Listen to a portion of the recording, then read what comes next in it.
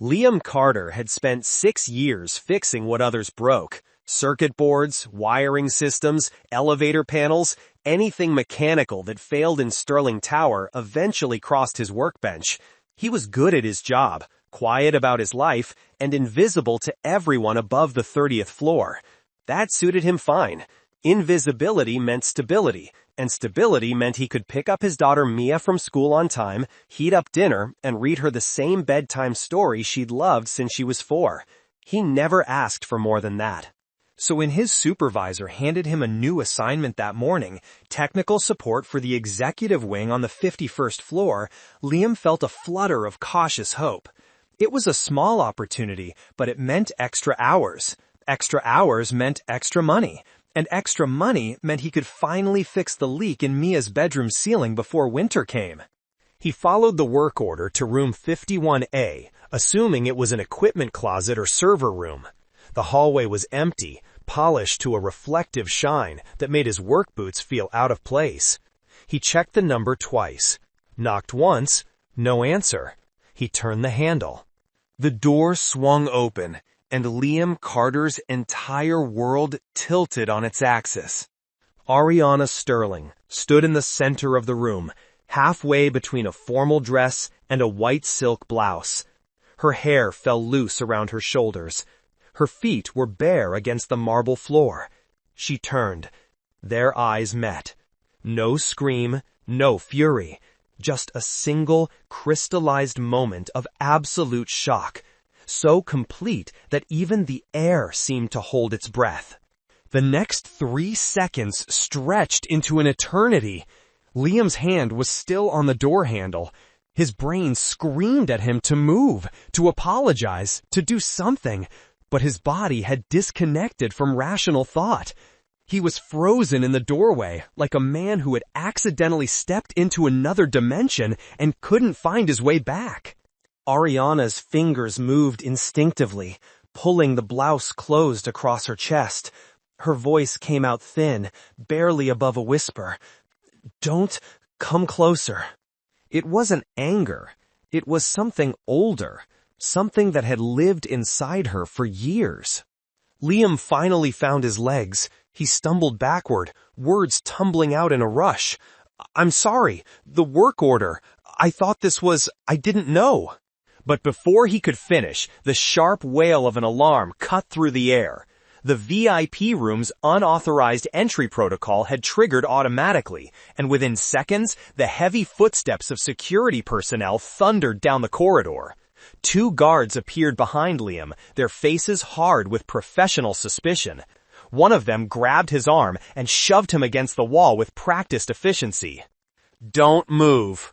"I didn't do anything," Liam managed, his cheek pressed against the cold surface. "I was assigned here. Check the system. Check my work order." "Save it," the second guard said. "Miss Sterling, do you want us to detain him? We can have him removed from the building permanently within the hour." Ariana had finished buttoning her blouse. Her composure was returning in layers, like armor being reassembled piece by piece. She opened her mouth to respond, then stopped. Her gaze had dropped to the carpet near her wardrobe cabinet. There was a scratch there, a fresh one. A thin line carved into the expensive fibers, running parallel to the cabinet's base. It hadn't been there yesterday. She was certain of it, and it couldn't have been made by a man who had stood frozen in the doorway for less than 5 seconds. Ariana looked at Liam again. Really looked. His face was pale with genuine terror. Not the calculated fear of someone caught in a scheme, but the raw panic of a man who had stumbled into a nightmare he didn't understand. "Miss Sterling?" the guard prompted. "Should we proceed with suspension?" The silence stretched. Ariana's eyes remained fixed on Liam's face, searching for something. Not guilt. She had seen plenty of guilty men in her years running this company. They had a particular quality, a slipperiness around the edges of their expressions. Liam Carter had none of that. What she saw instead was confusion, embarrassment, and underneath it all, a desperate worry that had nothing to do with her and everything to do with something else entirely, someone else. "No." she heard herself say. The words surprised even her. Take him to the main security office. I want to review the full access logs before any decisions are made. The guards exchanged glances but didn't argue. They released Liam's arm and escorted him down the hallway, his work boots squeaking against the polished floor. Ariana watched them go. Then she looked down at the scratch on her carpet again. Someone had been in this room before Liam arrived. 15 minutes later, Ariana stood in the security control center, her arms crossed over her chest as 3 technicians pulled up footage and system logs on multiple screens. There, she said, pointing at a timestamp, 38 seconds before the maintenance worker reached my floor. What happened to the hallway camera? The head technician's face had gone slightly gray. It appears there was a signal interruption, Miss Sterling. The feed cut out for just under a minute. A coincidence? We're looking into it. Pull up the door access records for 51A. More typing. More uncomfortable silence. Finally, the technician turned his screen toward her. The door was opened from the inside, he said quietly, not from an external keycard. Someone was already in the room and triggered the release mechanism before the maintenance worker arrived. Ariana felt the blood drain from her face. That's impossible. I was the only one. But she hadn't been. Not really. She had stepped out for 12 minutes to take a call in the adjacent conference room. The door should have locked automatically behind her. There's more, another technician said, his voice reluctant. We found an unauthorized login attempt in the access control system. Someone used a deactivated employee account to modify room permissions about an hour before the incident. Someone had deliberately created a vulnerability. They had wanted her room to be accessible at exactly the wrong moment. They had wanted her exposed. Literally or figuratively, she couldn't yet tell. But why and who? She thought of the scratch on her carpet, of the way Liam Carter had frozen in that doorway, his eyes wide with a shock that couldn't be faked. He wasn't the threat. He was a witness to something else entirely. Bring the maintenance worker back, Ariana said, her voice steady. He's not being suspended. From now on, he reports directly to me until I've completed my own investigation of this incident. Ariana returned to her office alone. The evening light had begun to fade, casting long shadows across her desk. She sat in her chair without turning on the lamp, letting the darkness settle around her like an old, familiar coat. The security footage was still playing on her private monitor, a loop of the 38 seconds before Liam Carter's arrival. Nothing but static. A perfect gap in the record, precisely when someone had needed it most. She rewound it again, watched the static hiss and flicker. Then she noticed something she had missed before. The timestamp jumped. Not a glitch, not a transmission error. A clean, surgical cut, exactly at the moment she would have begun changing out of her conference dress. Ariana's hand moved unconsciously to her shoulder, fingers pressing against the fabric of her blouse. Beneath it, hidden from view, was a bruise the color of thunderclouds. It had been there for 3 weeks, fading slowly from purple to green to yellow, a reminder of a night she had tried very hard to forget. The memory came anyway.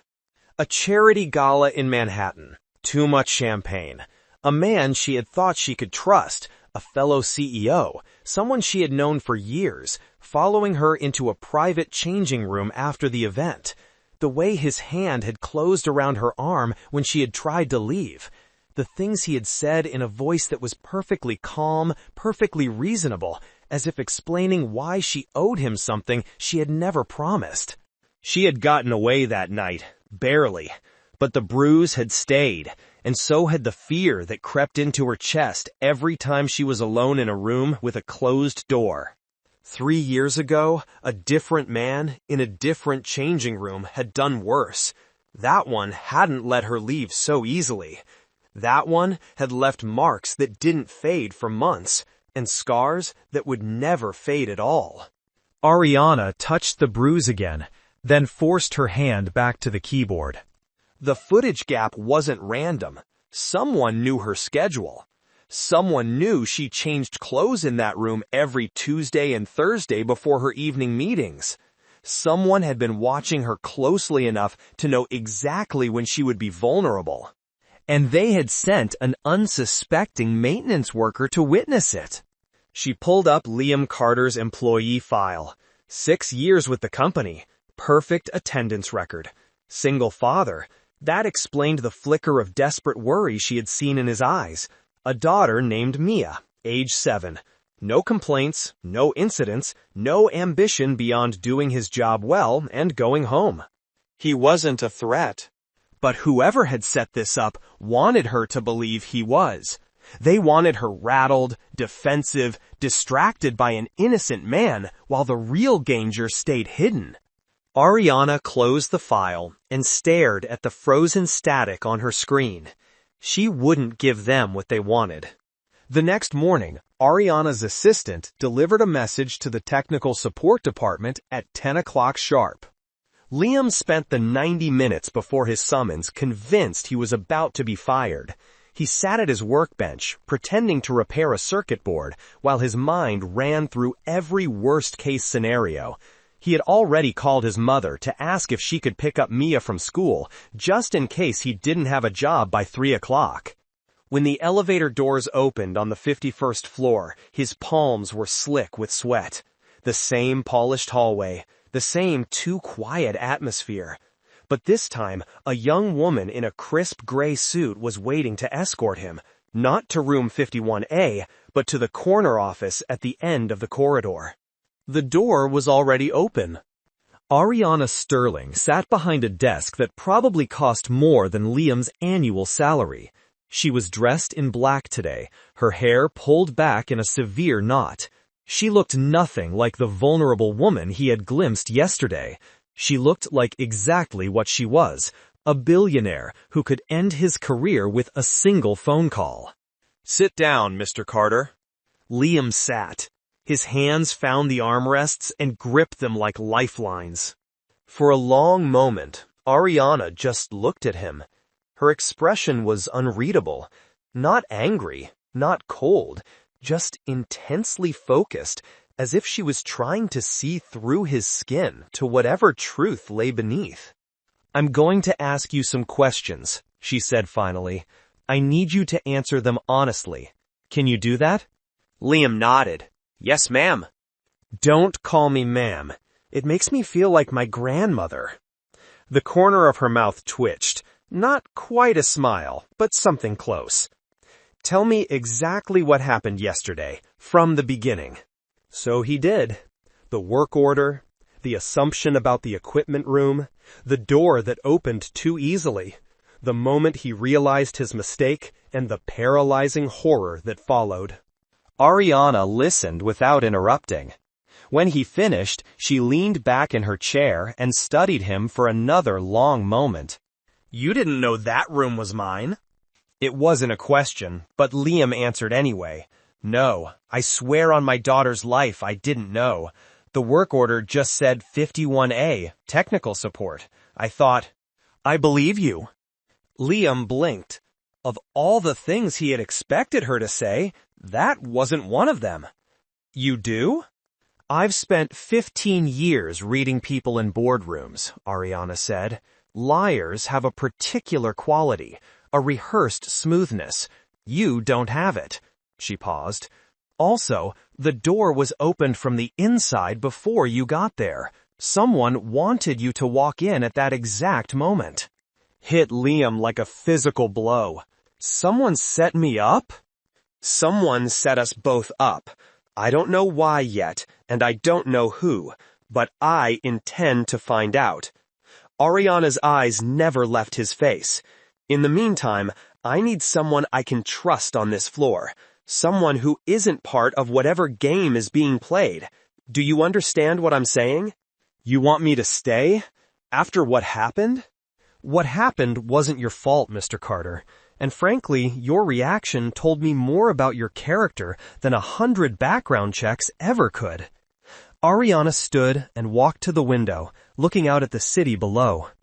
A different kind of man would have tried to use what he saw, would have made excuses or offers or threats.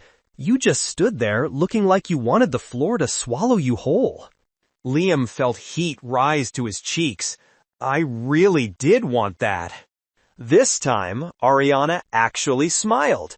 It was small and brief, but it transformed her face, made her look younger, softer, almost human.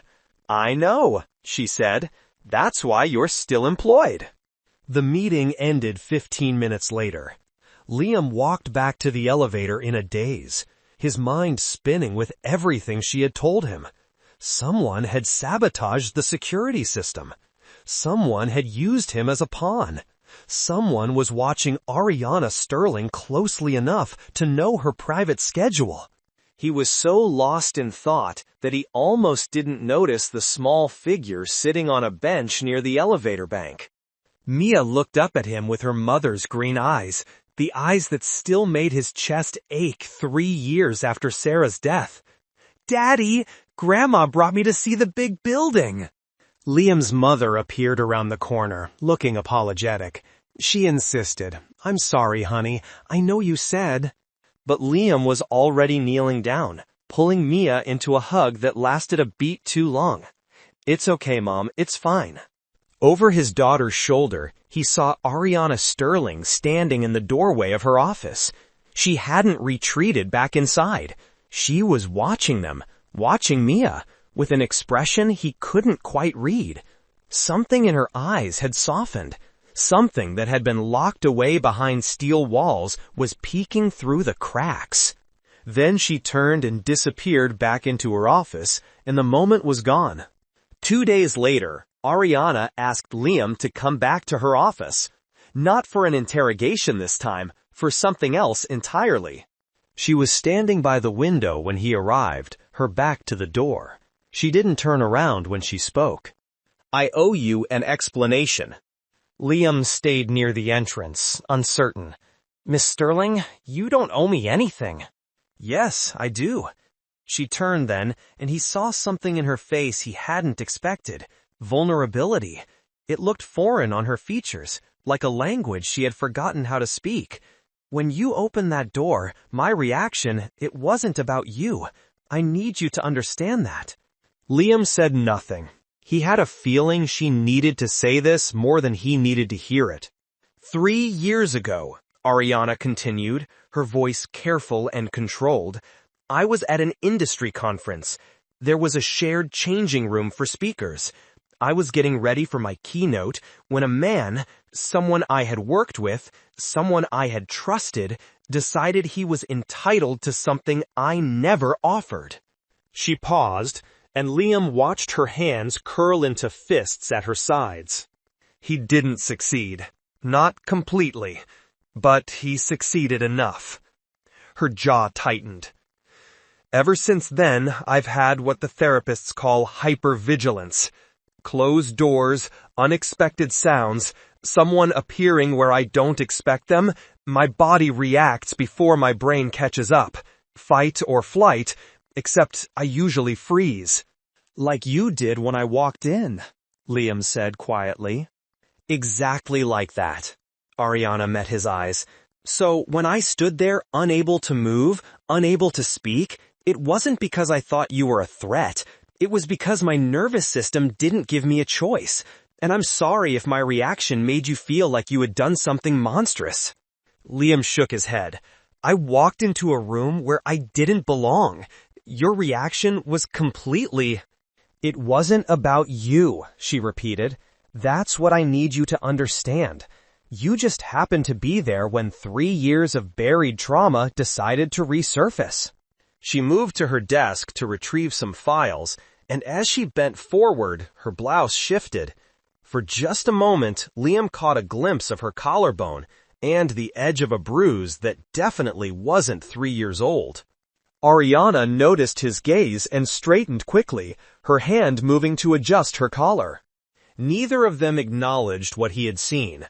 But something shifted in the air between them, an unspoken recognition that her past wasn't as past as she wanted it to be. "Thank you for telling me," Liam said finally. "And for the record, if I ever find out who did that to you, they'll wish I hadn't." It was an absurd thing to say. He was a maintenance worker threatening violence against someone who had hurt a billionaire. But Ariana's eyes widened slightly, and for just a moment, she looked at him like he had said exactly the right thing. "Careful, Mr. Carter," she said, a hint of warmth creeping into her voice. "Statements like that might make me think you actually care." "I do," Liam said simply. "I'm not sure why yet, but I do." Ariana had no response to that. She just stood there, files forgotten in her hands, looking at him like he was a puzzle she couldn't quite solve. A week later, Ariana made the arrangement official. She called Liam into her office and offered him a temporary transfer. Instead of general building maintenance, he would serve as dedicated technical support for the VIP floor. Same pay, better hours, and a chance to monitor the security systems that someone had clearly compromised. "I need someone watching the infrastructure," she explained. "Someone who isn't connected to whoever orchestrated that incident. You're the only person in this building I'm certain wasn't involved." Liam considered the offer. He needed the job. That hadn't changed. And there was something else now, something harder to name. A sense that Ariana Sterling was more alone than anyone in her position had a right to be, and that maybe, in some small way, he could help. "I'll do it," he said, "but I have a condition." Ariana raised an eyebrow. "You're negotiating with me? That takes nerve." "My daughter," Liam said, "Mia. Sometimes my mom can't pick her up from school, and I don't have anyone else. If this job means longer hours, I need flexibility. I need to be able to leave if she needs me." He expected resistance. Rich people, in his experience, didn't understand that some things mattered more than work. But Ariana just nodded. "Done. Bring her here if you have to. I'll make sure security knows she's welcome." It wasn't what Liam had expected. Nothing about Ariana Sterling was what he had expected. The first few weeks were awkward. Their interactions were stiff, professional, carefully bounded by the invisible lines between employer and employee. Ariana called him Mr. Carter. Liam called her Miss Sterling. They discussed security logs and access codes and never mentioned that night in her office when she had told him about the conference, about the man, about the 3 years of nightmares that followed. But gradually, almost imperceptibly, the walls began to soften. It started with small things. Ariana asking about his day. Liam offering to fix a flickering light in her office without being asked. A shared moment of eye contact that lasted half a second longer than necessary. And then there was Mia. The first time Liam had to bring her to work, he apologized profusely. His mother had a doctor's appointment, the babysitter had canceled, and he had no choice. He expected Ariana to be annoyed, or at least coldly tolerant. Instead, she knelt down to Mia's eye level and said, "I hear you like to draw. Is that true?" Mia nodded shyly, clutching her sketchbook. "There's a conference room down the hall with a whiteboard that covers an entire wall," Ariana said. "Would you like to draw on it while your dad works?" Mia's eyes went wide. "A whole wall?" "The whole thing. And when you're done, you can show me what you made." Later that afternoon, when Liam collected Mia from the conference room, he found Ariana standing at the whiteboard, studying the elaborate castle his daughter had drawn. Mia was explaining each tower, each flag, each tiny window. "This one is for the princess," she said, pointing. "And this one is for the brave knight. And this one is for the princess's best friend, because everyone needs a best friend." Ariana's expression was unguarded in a way Liam had never seen. Soft, almost wistful. "It's beautiful," she said quietly. "You're a real artist, Mia." Mia beamed. "Thank you. Can I draw you sometime? You have pretty hair. Ariana laughed, actually laughed, a sound that startled Liam in its warmth. Maybe someday, she said. I'd like that. On the drive home, Mia asked, "Daddy, is that lady lonely?" Liam gripped the steering wheel. "What makes you say that, sweetheart?" She looked at my castle the way you look at pictures of Mommy. Like she's remembering something that makes her happy and sad at the same time. Liam didn't have an answer for that, but he thought about it for a long time after Mia fell asleep. The storm came without warning. One moment, the evening sky was merely overcast. The next, sheets of rain were hammering against Sterling Tower's windows with enough force to rattle the glass. Lightning split the darkness every few seconds, and the thunder that followed shook the building to its foundations. Liam was running a diagnostic on the backup generators when the power failed. The lights flickered once, twice, then died entirely. Emergency strips along the baseboards glowed red, casting the hallway in an eerie crimson light. Then, even those went dark. The silence that followed was absolute. No hum of ventilation, no distant elevator chimes, just the rain and the thunder and the blackness. Liam pulled out his phone and switched on the flashlight. The generator room was 2 floors down, but something made him turn toward the executive wing instead. An instinct, a whisper of worry he couldn't explain. He found Oriana in conference room B. The door's electronic lock had engaged when the power failed, trapping her inside. Liam could hear her through the heavy wood, not screaming, not calling for help, just breathing. Fast, shallow breaths that spoke of barely contained terror. "Miss Sterling? It's Liam. Can you hear me?" No response, just that rapid breathing. "I'm going to get you out. Give me 1 minute." He found the manual override panel beside the doorframe and pried it open. Emergency release. He pulled the lever, heard the lock disengage, and pushed the door open. The flashlight beam found her in the corner. Ariana Sterling, billionaire, CEO, woman who commanded boardrooms with a glance, was pressed against the wall with her knees drawn to her chest, her eyes squeezed shut, her whole body trembling. Liam understood immediately. The darkness, the trapped space, the loss of control. Every trigger her trauma had installed was firing at once. He approached slowly, the way you would approach a wounded animal. "Ariana, it's me. You're safe. No one's gonna hurt you." Her eyes opened, but they weren't seeing him. They were seeing something else entirely. Some other room, some other darkness, some other man who hadn't meant her well. "I can't." Her voice was a thread. "I can't." Liam knelt in front of her. Slowly, giving her time to pull away, he placed his hands on her shoulders. The contact seemed to anchor her, draw her back from wherever her mind had gone. "Look at me," he said quietly. "Just look at me.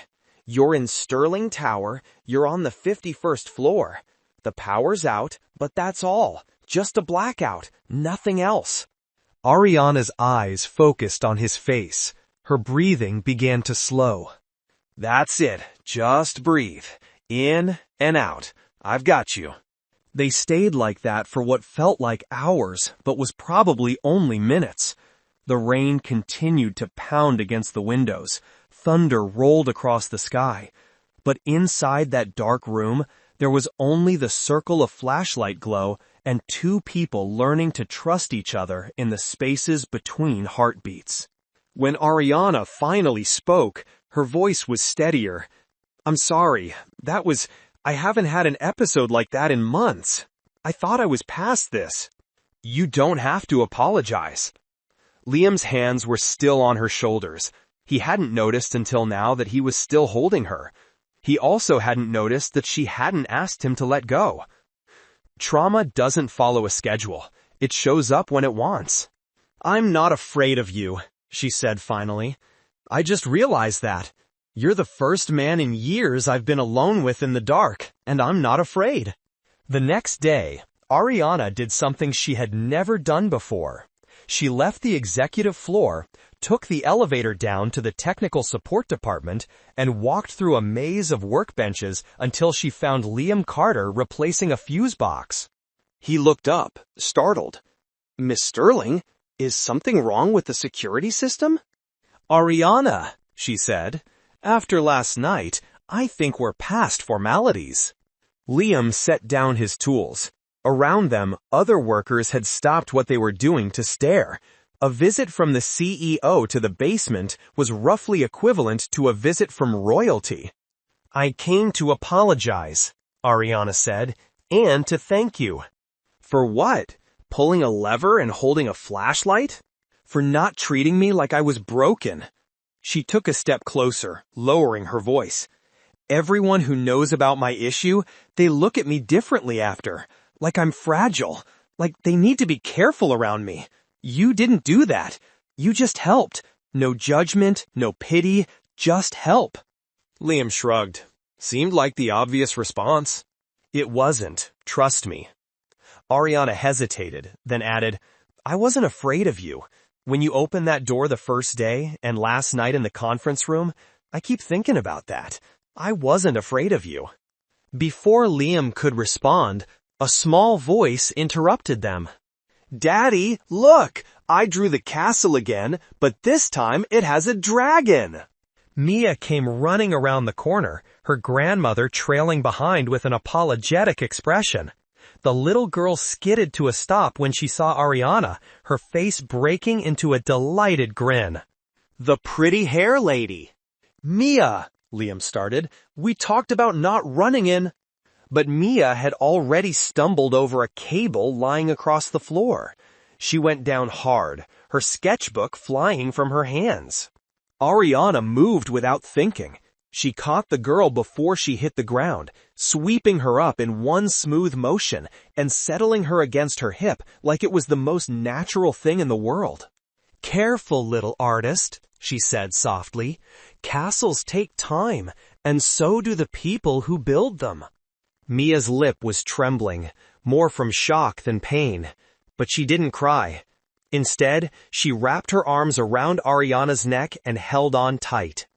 Liam watched them, his daughter clinging to a woman who had built walls around herself for years, and that woman holding his daughter like she was something precious. The distance between them, already shortened, collapsed entirely in that moment. Whatever lines had existed were gone now, erased by a small girl with her mother's smile and an instinct for finding the softness in people who had forgotten it existed. Ariana looked at Liam over Mia's head. Something passed between them that neither could name, but they both felt it. A shift, a beginning, a door opening where none had existed before. The photograph arrived at the board meeting 3 weeks later. Someone had slipped it into the presentation folder that was distributed to every member before the session began. The image was grainy, clearly taken with a phone camera in low light, but there was no mistaking what it showed. Liam Carter with his arms around Ariana Sterling, their bodies close in the darkness, her face pressed against his shoulder. It was from the blackout night. Someone had been watching. Someone had been waiting. The board's vice chairman, a silver-haired man named Harrison Wells, held up the photograph with an expression of theatrical concern. "I think we need to discuss this before we proceed with the quarterly report." Ariana felt the blood drain from her face. Around the table, board members were picking up their own copies of the image, studying it with expressions ranging from shock to barely concealed satisfaction. "This appears to show our CEO in a compromising position with a maintenance worker," Wells continued. "I'm sure there's an explanation, but given recent concerns about company image..." "Where did you get this?" "It was sent anonymously to several board members this morning. We felt it was important to address it directly." Wells's tone was reasonable, almost sympathetic, but his eyes told a different story. Perhaps you'd like to explain the context. Ariana looked at the photograph again. The angle was perfect, calculated to make an innocent moment look like something sordid. You couldn't see her face, couldn't see that she had been in the grip of a panic attack moments before. You could only see Liam holding her, and her leaning into him, and the darkness surrounding them both. She had two choices. She could deflect, minimize, spin some story about professional boundaries and unfortunate optics, sacrifice Liam to protect herself, and hope the board moved on to other matters. Or she could tell the truth, all of it, the trauma she had hidden for years, the vulnerability she had never let anyone see. The reason a man's arms around her in the dark was not a scandal, but a lifeline. Around the table, the board waited. Some looked uncomfortable. Others looked hungry. Ariana thought of Liam, of the way he had knelt in front of her during the blackout, his voice steady, his hands firm and gentle on her shoulders. Of the way he had treated her not like a broken thing, but like a person who was struggling and deserved help. He hadn't asked for any of this. He had just been doing his job, being a decent human being. And now someone wanted to use that decency as a weapon against them both. "I'll explain," Ariana said quietly, "but not to protect myself, to protect someone who doesn't deserve to be dragged into whatever game is being played here." She took a breath. Then she began to tell them about the conference 3 years ago, about the man she had trusted, about what he had done and what it had cost her. She told them about the hypervigilance, the therapy, the years of rebuilding herself piece by piece. She told them about the blackout, about being trapped in the dark with all her old fears closing in, about the maintenance worker who had found her and talked her back from the edge. She didn't cry. She didn't break. She just told the truth, in a voice as steady as steel. When she finished, the room was silent.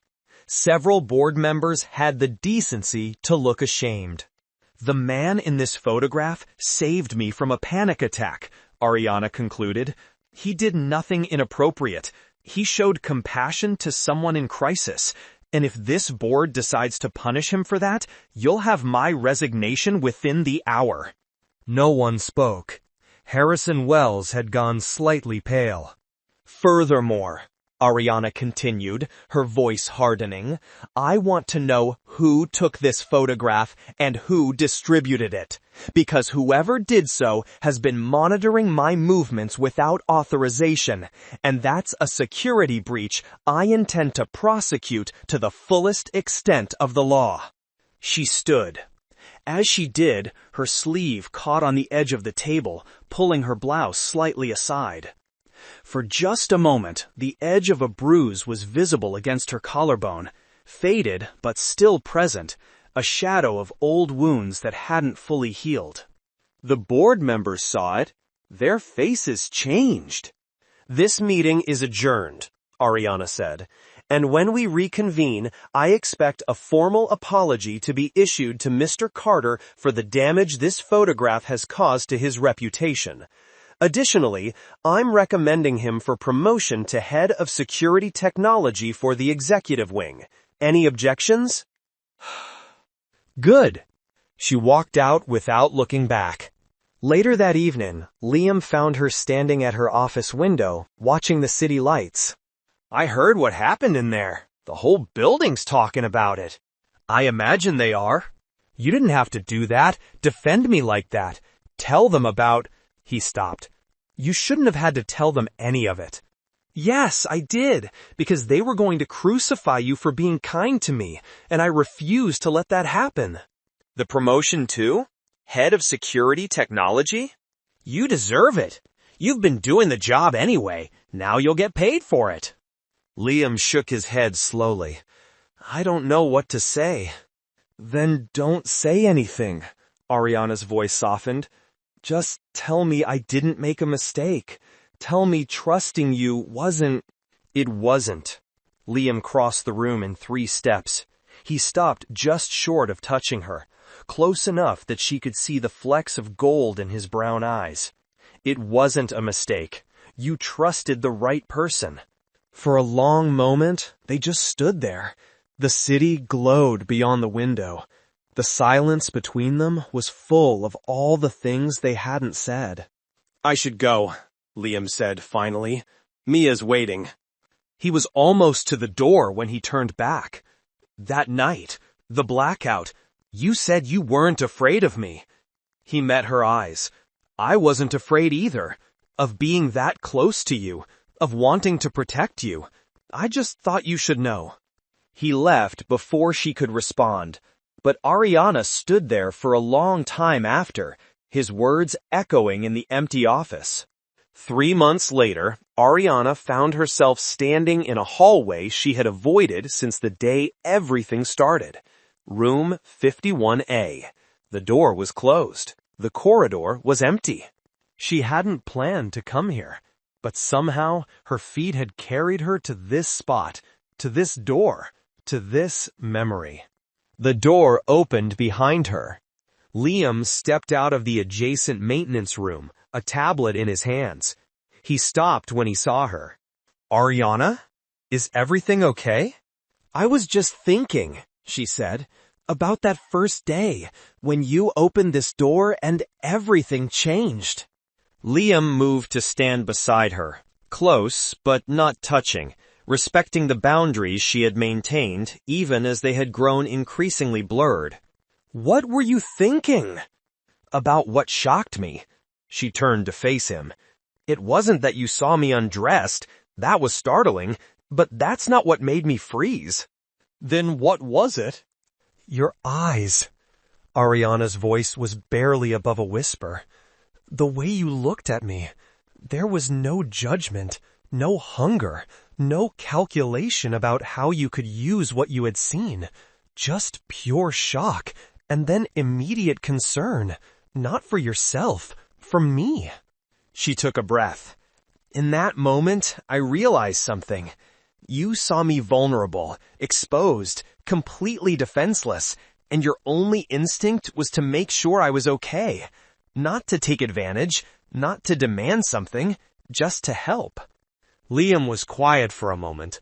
Then he said, "I saw a woman who was carrying more weight than anyone should have to carry alone. Someone who had been hurt and was still fighting. Someone I wanted to protect. Even though I barely knew you. Even though you could have had me fired with a single word." Ariana felt tears prickling at her eyes. She blinked them back. "No one's ever looked at me like that," she said. "Like I was both broken and whole at the same time. Like the broken parts didn't make me less, they just made me who I am." "Because that's who you are. The scars don't define you. They're just part of the story, and the story isn't over yet." Footsteps echoed down the hallway. Mia appeared around the corner, her sketchbook under her arm. "Daddy, Grandma said I could stay for dinner if you say yes. Can I, please?" "That's up to Miss Sterling, sweetheart. It's her building." Mia turned to Ariana with pleading eyes. "Can I stay? Please. I want to show you the new castle I drew. It has a unicorn now, and a secret garden." Ariana looked at this little girl, with her father's eyes and her mother's smile, and a heart big enough to love a stranger who was still learning to let people in. "Better than that," she heard herself say. "Why don't you and your dad come have dinner with me? I know a place with very good pasta." Mia's face lit up. "Can Daddy come too?" "That's the idea." Ariana looked at Liam. "If that's okay with you." Liam's smile started slow and ended with his whole face. "Yeah," he said. "Yeah, that's okay with me." Mia grabbed Ariana's hand without hesitation, already chattering about unicorns and secret gardens and whether the restaurant had chocolate cake. And Ariana let herself be led, her fingers intertwined with a child's, her heart cracked open in ways she hadn't known were possible. Liam walked beside them, close enough that his shoulder brushed hers. "This is where it started," he said quietly, glancing back at the door they had left behind. "That room. That mistake." "It wasn't a mistake," Ariana replied. "It was a door opening. I just didn't know it yet." They walked toward the elevator together, a single father who fixed broken things, a billionaire who was learning to be fixed, and a little girl who saw the good in everyone. Behind them, the door to room 51A remained closed. But somewhere in the building, a chapter was ending and another was beginning. And for the first time in 3 years, Ariana Sterling wasn't afraid of what came next.